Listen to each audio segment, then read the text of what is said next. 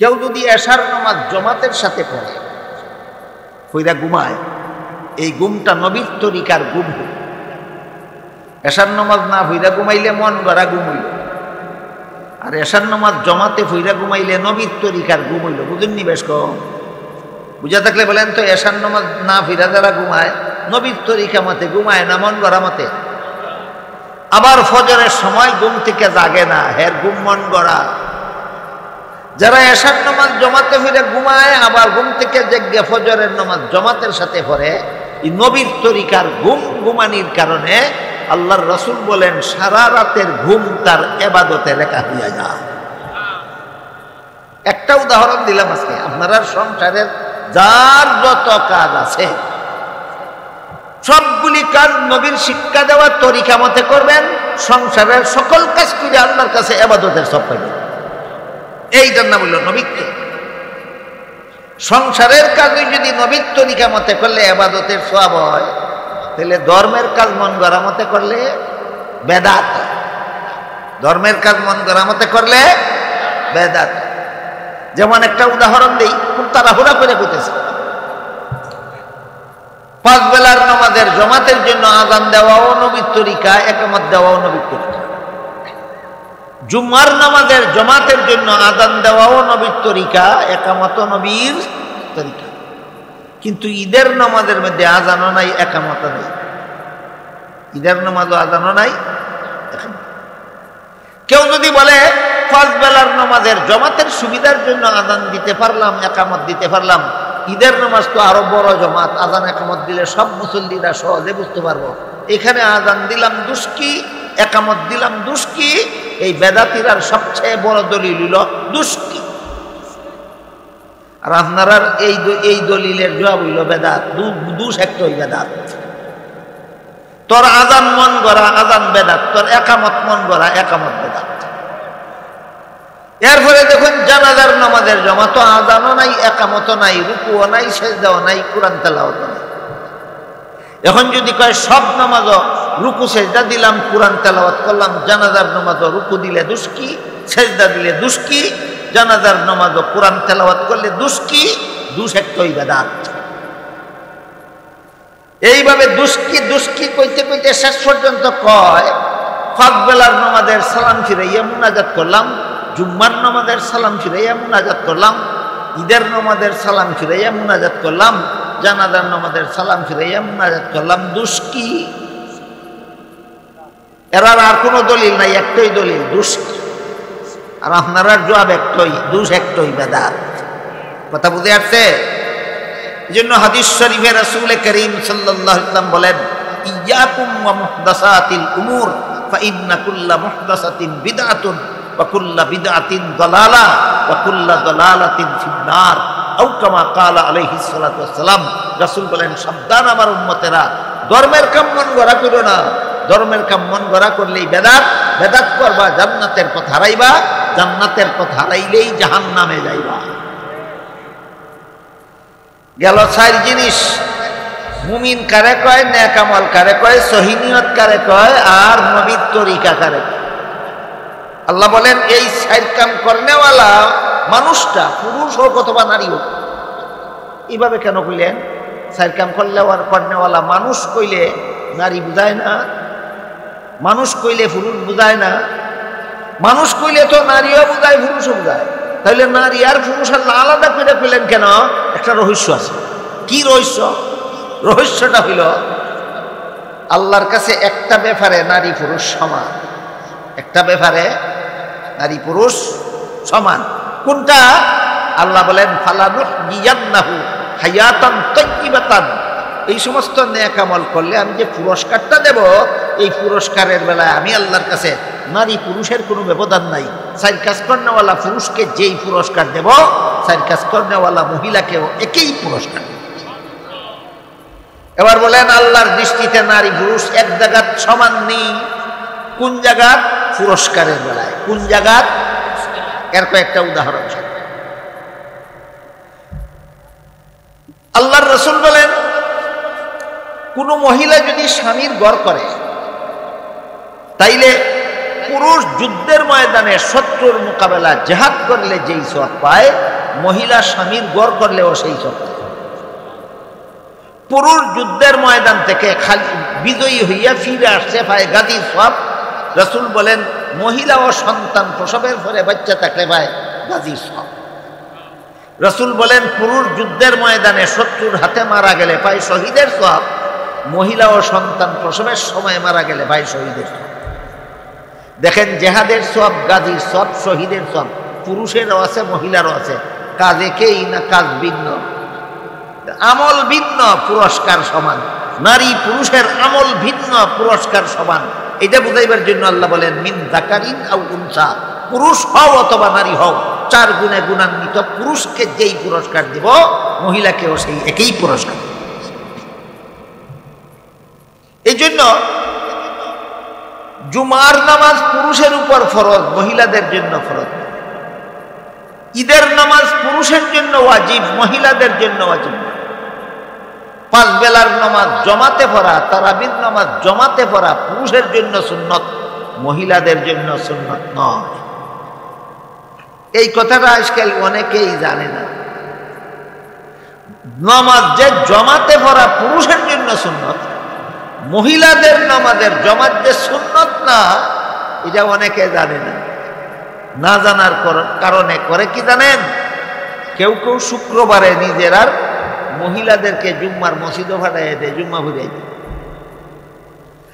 আর কেউ কেউ রমজান মাসত তারাবিহের নামাজ মহিলাদেরকে যেখানে জমাত হয় সেখানে। আমার কথা বুঝা থাকলে বলেন, জমাত নামাজের জমাত করা মহিলাদের জন্য সুন্নত না পুরুষের জন্য সুন্নত? কোনো পুরুষ যদি অকারণে জমাত ছাড়া একা নামাজ পড়ে তাইলে তার সওয়াব নষ্ট, আর কোনো মহিলা যদি জমাত শরীক হয় তাইলে তার সওয়াব নষ্ট। এজন্য হাদিস শরীফে রাসূল করিম সাল্লাল্লাহু আলাইহি ওয়াসাল্লাম বলেন খায়রু মাসাজিদিন নিসায়ে কারু বুয়ুতিহিন্না, মহিলাদের শ্রেষ্ঠ মসজিদ তাদের ঘরের কোণা।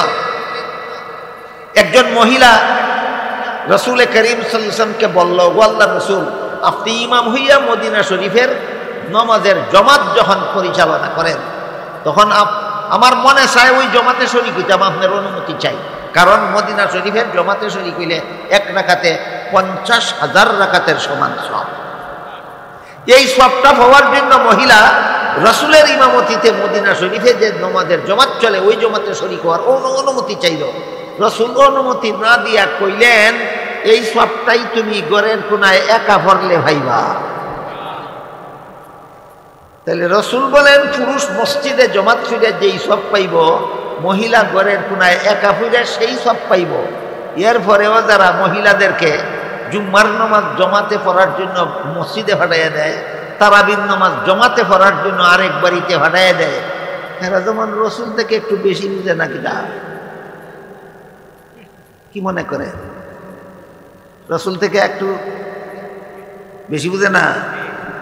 এত বুঝনেওয়ালা হওয়া ভালো না।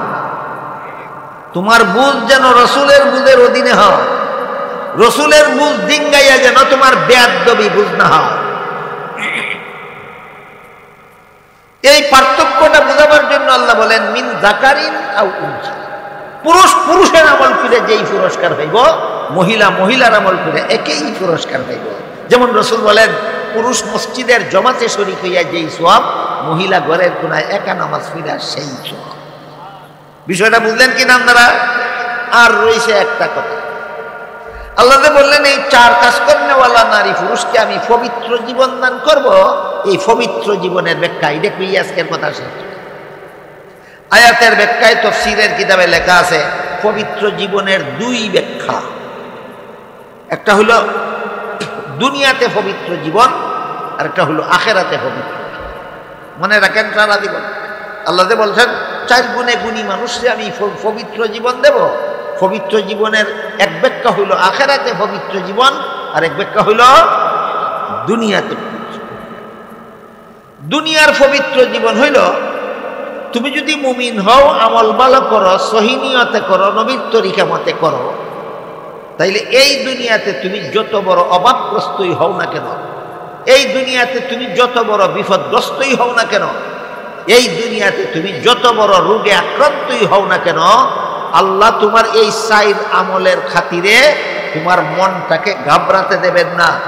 বিপদগ্রস্ত অবস্থায় আল্লাহ তোমার মনটাকে সান্ত্বনা দিয়া ভরপুর করে রাখবে। এটার নাম দুনিয়ার পবিত্র জীবন।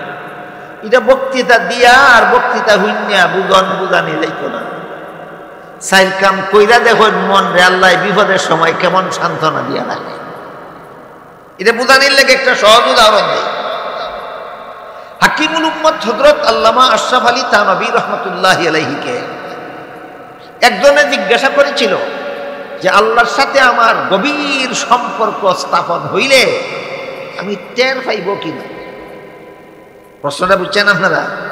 আল্লাহর সাথে তোমার সম্পর্ক গভীর না ভাষা ভাষা, এটা আমি বুঝবো কিভাবে? থানভী রহমতুল্লাহ বললেন, আল্লাহর সাথে যাদের গভীর সম্পর্ক হয় এরা টের পায়। এটা বুঝনের ব্যাপার, বুঝানির ব্যাপার না। থানভী বড় চমৎকার একটা উদাহরণ দিয়েছে। উদাহরণটা হইল 5 বৎসরের একটা নাবালক শিশু ছেলেরে যদি আপনি 5 ঘন্টা লেকচার দেন যে সাবালক কারে কয়, গোড়ার ডিম বুঝবো নি। কিন্তু যেদিন সাবালক হইব নিজে নিজেই বুঝবো নি। যেমন ভাবে নাবালকরে লেকচার দিয়া সাবালক বুঝানি যায় না, যেদিন সাবালক হইব নিজে নিজেই বুঝবো, ঠিক তেমনি ভাবে 4 গুণে গুণী রেখে আল্লাহ দুনিয়াতে কোনো বিপদে তার অন্তরটা ঘাবড়াতে দেবেন না, অন্তরটারে সান্ত্বনা দিয়া ভরপুর করে রাখবেন। এটা তুমি চাইর আমল করলে বুঝবা, এর আগে তোমার বক্তৃতা দিয়া বুঝানি যাইত না। গেল দুনিয়ার পবিত্র জীবনের ব্যাখ্যা। আরেকটা হলো আখেরাতে পবিত্র জীবন। আখেরাতে পবিত্র জীবনের এক কথায় তার সরল ব্যাখ্যা হলো জান্নাতি জীবন। আখেরাতের পবিত্র জীবনের ব্যাখ্যা জান্নাতি জীবন। এই মর্মে আপনারা একটা কাহিনী, যেটা কোরআন হাদিসের কথা না, একটা রাজার ঘটনা, কথাটা বুঝবার লাগে উদাহরণস্বরূপ কইয়া কথা শেষ করে। এক রাজার একটা বান্দি আছিল। রাজার খেদমত করতো, আবার ঠিক মতো আল্লাহর ইবাদত করতো। এই বান্দিটা বদকার না নেককার, এই রাজায় বান্দিটা বেচা লাইতে চাই। বান্দিয়ে রাজারে হাতে ভাই দুইরা কইল, যদি বেচা হইলাই এমন লোকের কাছে বেচুন যে আমারে তার খেদমত কইরাও আল্লাহর ইবাদতটা ঠিক মতো করার সুযোগ দেয়। বাদশাহ চিন্তা করলো, বান্দির খেদমত লইয়া আবার ইবাদতের সুযোগ দিব, এমন মানুষ তো সমাজে পাওয়া কঠিন। আমরা এলাকাতে একজন বড় হুজুর আছে, তাইনের কাছে লইয়া যায়, তাইনে যদি কিনে তাইলে বান্দিরে ইবাদতের অসুবিধা। একজন আল্লাহওয়ালা বুজুর্গ, আপনারা ব্রাহ্মণবাড়িয়ার বড় হুজুরের মতোই ধরেন, ওনার কাছে লইয়া গেছে, হুজুর বান্দিটা ব্যস্তা বানছি। বান্দি কেন ব্যস্তা বানছি? কারণ বান্দিয়ে কয় মনিবের খেদমত ফিরে আল্লাহর ইবাদতটা ঠিক মতো করতো, এই সুযোগ আপনি ছাড়া কেউ দিত না, কাজে বান্দিটা আপনি কিনা লাগে। হুজুরে কয় তোমার বান্দির দাম কত? কই হুজুর যাইতে আনছি আপনার কাছে ব্যস্তা, দাম চাইতাম না, আপনি যা মনে চাই দেলাই।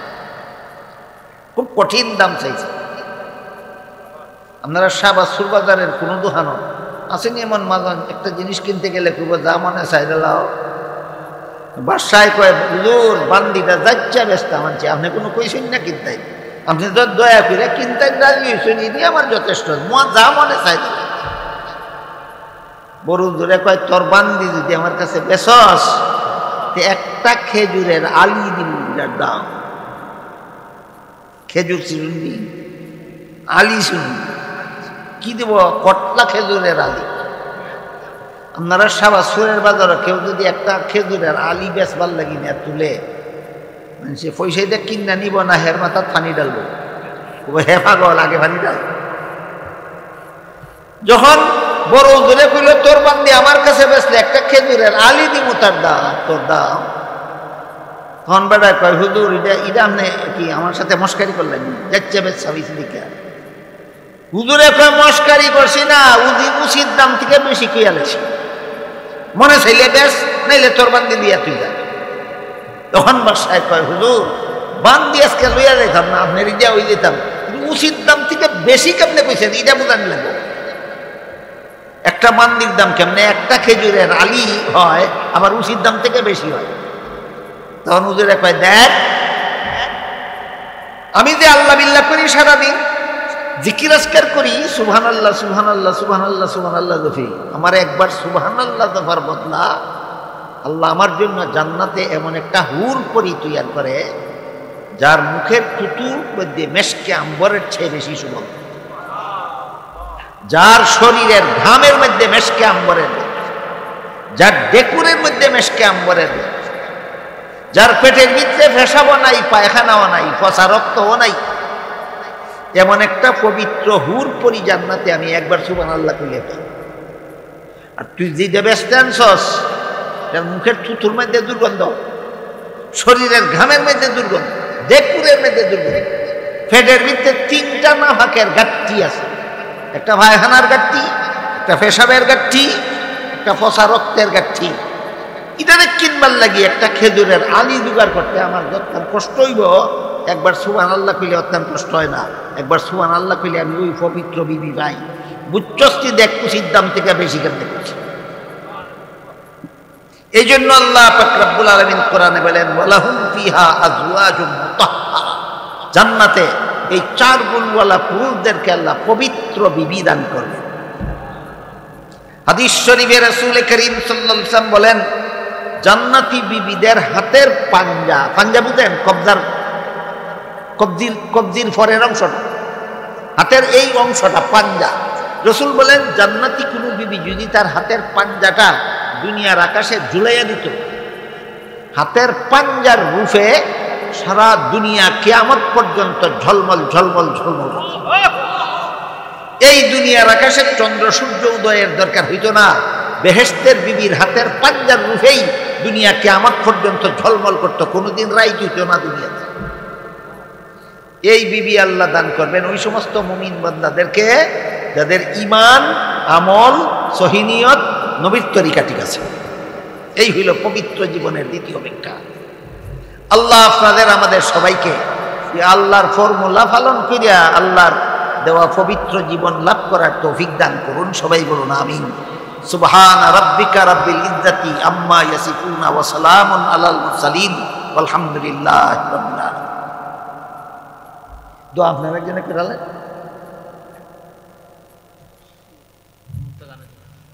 যে দোয়া হবে ইনশাল্লাহ, সংক্ষিপ্ত দোয়া করবো। আমি তো আমার বাইরে গিয়ে ঘুমানি লাগবো, আবার আগামীকালের প্রথমত যাওয়ান লাগবো। এগুলা কি অনুরোধ কিরা কই দোয়ার পরে মুসাফার লেগে যদি আপনারা বীর কিরা লাগ তাইলে করলাম আমার 12টা বাজবে। মুসাফার যারা